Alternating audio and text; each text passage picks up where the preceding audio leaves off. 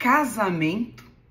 ou união estável? Bom, a brincadeira com a aliança é tão somente brincadeira mesmo, porque casamento e união estável, ambos, são reconhecidos no ordenamento jurídico como modalidades de família. Isso quer dizer que tanto o casamento quanto a união estável são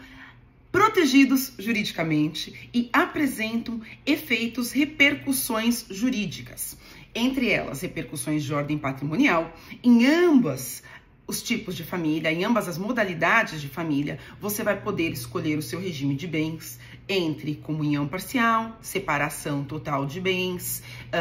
comunhão universal, um regime híbrido ou comunicação final dos aquestos, que é um regime do qual a gente não vai falar muito, porque é muito pouco utilizado aqui no Brasil, mas de qualquer modo você vai poder eleger esse regime, você vai poder eleger as regras que vão ali reger, que vão organizar essa sua relação, seja através de uma escritura pública de união estável, seja através de um pacto antinupcial, no caso de casamento. Em ambos os regimes, por enquanto, na vigência do atual Código Civil, você vai ter o cônjuge ou o companheiro como herdeiro necessário no caso de abertura de sucessão, ou seja, no caso de morte de uma das partes.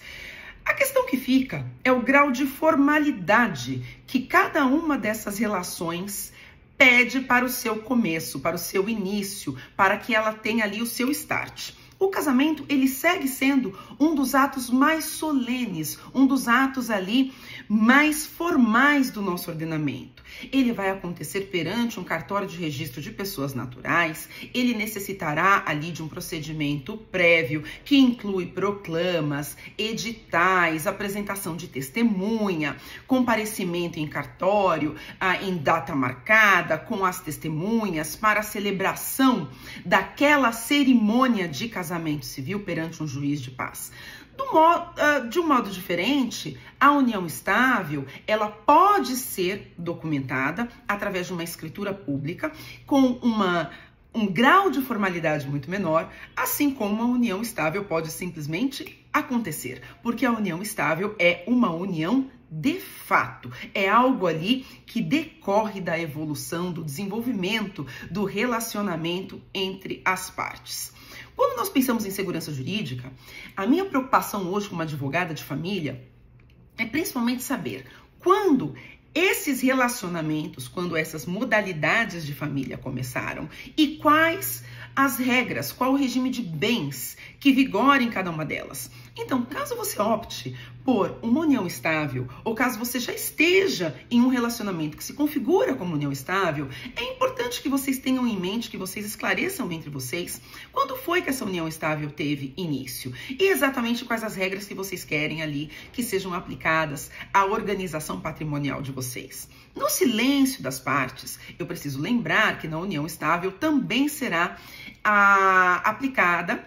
a formalidade, a regra, na verdade, do regime de comunhão parcial de bens. Por isso que essa conversa, essa organização, esse planejamento dos relacionamentos se faz extremamente necessário para que vocês estejam ali ambos cientes de que aquele patrimônio que vocês vão constituir após o início dessa relação será regido por esta ou por aquela modalidade de regime de bens, para que ao final ou